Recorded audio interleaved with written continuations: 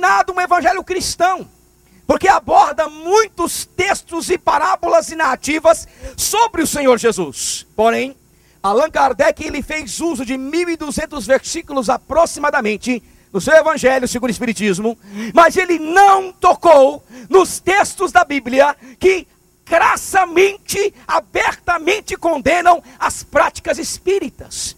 Em outras palavras, ele usou a Bíblia Sagrada como apenas um amuleto, como uma desculpa para fundamentar a sua doutrina. Já diziam que a Bíblia é a mãe de todas as heresias. Toda seita, ela usa um pedaço da Bíblia para poder, querido, justificar os seus pontos. Mas veja bem o que a Bíblia fala. A letra A diz que há um conflito com a realidade de um destino final para o homem. Há uma mentira do eterno retorno. O Espiritismo, ele mente quando fala que o homem, ele voltará outras vezes. Haverá outras esperanças para o ser humano.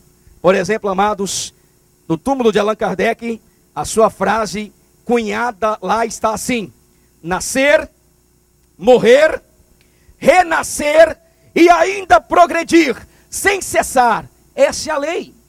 Essa é a doutrina do Espiritismo, a reencarnação. A filosofia também crê no eterno retorno.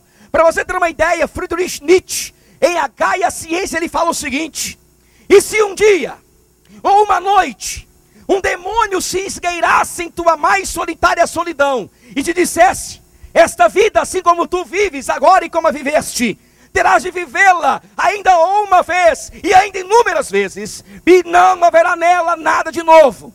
Cada dor e cada prazer e cada pensamento e suspiro, e tudo que há de indivisivelmente pequeno e de grande em tua vida, há de te retornar, e tudo na mesma ordem e sequência. A eterna ampulheta da existência será sempre virada outra vez, e tu com ela, poeirinha da poeira. Porque essa é a filosofia. Essa é a perspectiva platônica da filosofia. Porém, queridos, a Bíblia, ela contradiz todas estas coisas. Quando abrimos a palavra do Senhor no livro de Eclesiastes, no seu capítulo 12, e lemos, amados irmãos, o versículo 7 do livro de Eclesiastes, a Bíblia diz assim: e o pó volte ao pó como era, e o Espírito volte a Deus que o deu. Não se fala sobre um eterno retorno, não se fala sobre reencarnar mais uma vez, mas se fala em estar diante de Deus depois que se morre. Quando nós lemos a Bíblia em Hebreus, no capítulo 9, e lemos no seu versículo 27, quando o autor de Hebreus fala acerca daqueles que morrem, diz assim: e assim, como aos homens está ordenado morrerem uma só vez, vindo depois disso o juízo. Não há, queridos, um eterno retorno. É um engano, é uma mentira, é uma ilusão, e muitos se têm perdido no inferno, pensando que depois que morrerem, eles vão reencarnar de novo. Errado, queridos. A Bíblia não fala sobre isto. Ela fala que só há dois caminhos: ou céu ou inferno. A letra B diz que há um conflito com a realidade de que a morte sela o destino do homem, a mentira do umbral ou purgatório para a purificação da alma. Lá em Lucas 16, os versículos 23 até o versículo 26, a Bíblia fala: no inferno, estando em tormentos, levantou os olhos e viu de longe Abraão e a Lázaro no seu seio. Então, clamando, disse: Pai Abraão, tem misericórdia de mim, e manda Lázaro que molhe em água a ponta do dedo, e me refresque a língua, porque estou bem atormentado nesta chama. Disse, porém, Abraão: filho, lembra-te de que recebeste os seus bens em tua vida, e Lázaro igualmente os males. Agora, porém, aqui ele está consolado, e tu em tormentos. Irmãos, o Espiritismo, ele ensina que não há um inferno eterno. Ele ensina que esse lugar de tormento, que eles chamam de umbral ou purgatório, é apenas um lugar transitório, onde o ser humano, depois que morre em pecado, ele passa por uma purificação, depois ele sobe para o céu. É mentira, queridos. A Bíblia fala sobre o abismo que separava Lázaro no céu e o rico no inferno. E quando ele pede algum favor, ou até mesmo retorno, a Bíblia diz que Abraão fala: isso é impossível. Meus amados irmãos, quando nós vemos isso, o destino final selado por Deus evidencia duas coisas. Uma delas, justiça de Deus na aplicação de suas penas. Ele fala assim: Lázaro estava lá e você não cuidava dele. A Bíblia fala que o rico, ele esbanjava. Lázaro, a Bíblia diz que Lázaro esperava receber alguma coisa. E na língua grega, aquela palavra denota uma espera sem retorno. Aquele rico esbanjava e desprezava o pobre do Lázaro.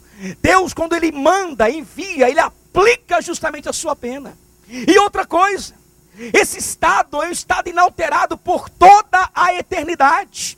Quando você lê comigo, amado irmão e amigo, a Bíblia, em Mateus capítulo 25, e lê o versículo 46, o próprio Senhor Jesus, Ele diz assim, amados: irão estes para o castigo eterno, porém os justos para a vida eterna. Tanto o castigo quanto a justiça são eternos. Em Daniel, quando abrimos a Bíblia, amados, em Daniel capítulo 12, e lemos o versículo 2, o profeta Daniel, ele traz uma revelação maravilhosa sobre nós com relação a essa eternidade, tanto para o justo quanto para o ímpio. E a Bíblia, ela diz assim: muitos os que dormem no pó da terra ressuscitarão, uns para a vida eterna e outros para vergonha e horror eterno. O Espiritismo não é cristão. O Espiritismo não é bíblico, apesar de citar a palavra de Deus. O Espiritismo, ele engana. A segunda lição: o Evangelho segundo o Espiritismo, ele é antropocêntrico. Quando nós lemos, amados, em Lucas 16, versículos 27 e 28, a Bíblia fala assim: então replicou o pai: eu te imploro que o mandes à minha casa paterna, porque tenho 5 irmãos, para que lhes dê testemunho, a fim de que não virem também para este lugar de tormento. Respondeu Abraão: eles têm Moisés e os profetas, ouçam-nos. Irmãos, o Espiritismo, ele é totalmente antropocêntrico. O contrário da palavra de Deus, que é teocêntrica ou cristocêntrica. Em outras palavras, a adoração tem que ser totalmente a Deus. A nossa vida é totalmente dependente de Deus e de mais ninguém. Porém, o Espiritismo, ele trabalha num sistema onde que Deus é uma figura totalmente descartável do sistema. Por exemplo, no filme, quando alguém morre e vai para o lar, ele não é recebido por Deus, ele é recebido por outras pessoas desencarnadas. Não há a figura divina nesse sistema. 3 erros, observe bem. Primeiro deles, o sistema de vida, morte e reencarnação do Espiritismo descarta a necessidade de Deus, como um sistema de polias bem ajustadas e organizadas. Parece que é tão perfeito que Deus não faz parte do sistema deles. Você morre, você desencarna, você reencarna de novo, vive, morre, e assim vive o eterno retorno. Segunda coisa, o mundo dos espíritos é tão livre de qualquer controle soberano de Deus, que muitos espíritos podem ir e vir, e até mesmo fugirem de seu destino, ficando perambulando por aí. São as almas penadas, são aqueles que insistem em ficar aqui, e até tem teorias de que você pode ajudá-los a encontrar o caminho de volta. O engodo, o erro. Terceira coisa, a doutrina espírita coloca sobre o homem a total capacidade de salvar-se através das boas obras. Porém, a Bíblia fala o contrário. Em primeiro lugar, Deus é soberano sobre a vida e sobre a morte, e tem total controle sobre tudo. Mateus 10, 28 fala: vocês não podem temer aqueles que podem matar o corpo e não matam a alma. Temam antes aquele que tem poder para lançar no inferno, tanto o corpo quanto a alma. E esse é Deus. Apocalipse 1,18 diz que Jesus tem a chave da vida e da morte. É Ele que controla todas as coisas. Segunda coisa, nenhum espírito tem autonomia para perambular nessa terra ou no além, como se fosse uma alma penada. 2 Pedro capítulo 2, versículos 4 a 9 diz que Deus não poupou a anjos quando caíram, antes os precipitou no inferno e guarda sobre cativeiro, sobre juízo, os desobedientes. Quando nós lemos em Apocalipse 20, de 1 a 3, a Bíblia fala que o dragão, a antiga serpente, foi aprisionada por 1000 anos. Ora, irmãos, se Deus tem controle sobre o próprio demônio, Ele não teria controle sobre almas penadas? É uma mentira. E ela descarta a possibilidade de Deus. Terceira coisa, o homem não é capaz de salvar-se devido à sua condição de pecado, que é inerente à sua alma. Romanos 3:9 diz que não há um justo, não há um sequer. Todos pecaram e se fizeram inúteis, todos se extraviaram. É o que a Bíblia fala. Não há parte sã em nós. E Efésios 2:8-10 fala, porque pela graça sois salvos, mediante a fé. Isso não vem de vós, é dom de Deus. Não vem de obras para que ninguém se glorie, porque somos feitura dele. Irmãos, não há salvação em boas obras, porque nossa vida está em pecado. A salvação é única e exclusivamente por meio de Jesus Cristo, o nosso Senhor e o nosso Salvador. O Espiritismo, ele é antibíblico. O Espiritismo, queridos, ele é antropocêntrico. Ele não depende de Deus para salvar-se. Mas em terceiro e último lugar, o Espiritismo, o Evangelho segundo o Espiritismo, é um engodo. Quando nós lemos os versículos 27 a 31, nós entendemos melhor isso. Versículo 30 a 31 fala: mas ele insistiu: não, pai Abraão, se alguém dentre os mortos for ter com eles, arrepender-se-ão. Abraão, porém, lhe respondeu: se não ouvem a Moisés e aos profetas, tampouco se deixarão persuadir, ainda que ressuscite alguém dentre os mortos. Irmãos, o dicionário Aurélio define engodo assim: letra A, isca ou ceva para apanhar aves ou peixes. Letra B, astúcia sedutora e enganadora. Quando Abraão, na parábola, fala: eles têm Moisés e os profetas, que é a palavra de Deus. Ele fala: não, pai, é pouco. Manda alguém dos mortos lá, que eles vão crer. E ele fala: nem que alguém ressuscite dos mortos, eles não crerão. Irmãos, e aqui que cai o laço do inimigo. Porque quando nós não cremos que a palavra de Deus ela é suficiente, as invencionices humanas e diabólicas surgem para enlaçar os corações e para enganar as vidas.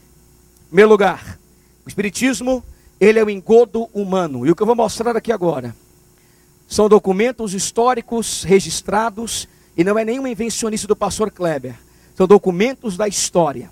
Em primeiro lugar, as irmãs Fox, elas diziam que por anos mantiveram relacionamento, contato com os espíritos, através de toques. Porém, o The New York Herald, de 24 de setembro de 88, Meg Fox publicou uma longa crítica ao espiritismo e culpou Leia, a sua irmã mais velha, pela manipulação de tudo o que se passava. No mês seguinte, diante de uma plateia da Academia de Música de Nova York, e com a irmã Kate apoiando ela, ela trouxe a seguinte declaração: eu estou aqui hoje como uma das fundadoras do Espiritismo, para denunciá-lo como uma falsidade absoluta do começo ao fim, como a mais frívola das superstições, a blasfêmia mais perversa conhecida no mundo. Depois, ela tirou o sapato e ela mostrou como que fingia, fazer os toques e os barulhos, para que pensassem que era um espírito comunicante com ela. Mais tarde, a sua outra irmã, Kate, ela confessa assim: o espiritismo é fraude do princípio ao fim, é a maior impostura do século. Não sei se ela já lhe disse isso, mas Meg e eu começamos quando éramos crianças muito pequeninas e inocentes demais para compreendermos o que fazíamos. Nossa irmã Leia contava 23 anos mais que nós, iniciadas no caminho do engano, encorajadas a isso. Continuamos, é claro, outros com bastante idade para se envergonharem de tal infâmia, apresentaram-nos ao mundo. Minha irmã Leia publicou um livro intitulado O Elo que Faltava ao Espiritismo. Pretende contar a verdadeira história do movimento, tanto quanto se originou conosco. Ora, só há no livro falsidade do início ao fim, salvo o fato de que foi Horace Greeley que me educou. O restante é uma cadeia de mentiras. As fundadoras do espiritismo moderno confessando a sua mentira. Talvez você que está aqui fale assim: pastor, você está descendo o pau no espiritismo porque não é a sua religião. Então eu queria mostrar que essa igreja, ela tem compromisso com a verdade. Eu vou mostrar um vídeo de um pastor pilantra, para poder dizer que nós não concordamos com isso. E depois eu vou mostrar um pequeno vídeo também sobre Valdo Vieira, o segundo depois de Chico Xavier, dizendo que aquilo que Chico psicografava era mentira. Jaqueline, está pronto o primeiro vídeo? Vamos ler, eu queria alguns minutos. É um pouco de barulho isso aqui, mas é por causa do movimento. Vamos assistir.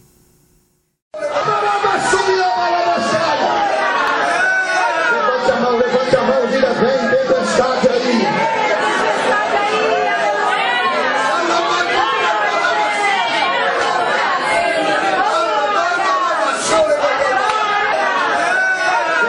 Levante a mão, diga: vem tempestade aí.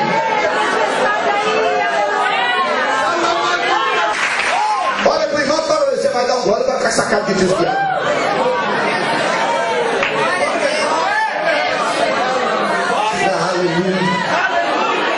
Glória a Deus. Olha aqui, crente. Pode ficar de pé, irmão? Aleluia, Jesus.